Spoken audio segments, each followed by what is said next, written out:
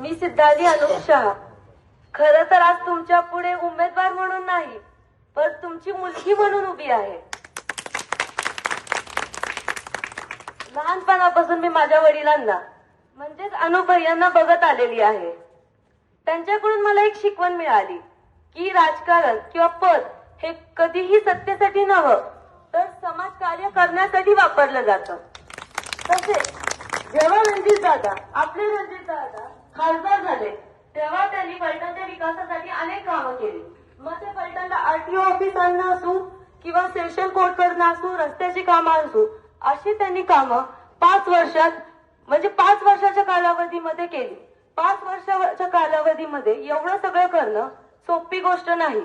म्हणून गावाचा विकास घडविण्यासाठी, माझ्या प्रभागाचा विकास घडविण्यासाठी, मी बदल घडविण्यासाठी रणजित दादा, शमशेर दादा आणि जिजामाला वहिनी यांच्या नेतृत्वाखाली ही निवडणूक लढत आहे.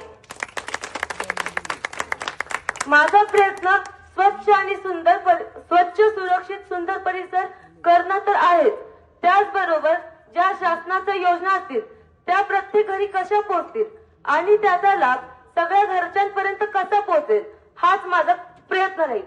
आणि माझे वडील म्हणाले तर तसंच प्रत्येक घरटी काम कसं म्हणजे प्रत्येक महिला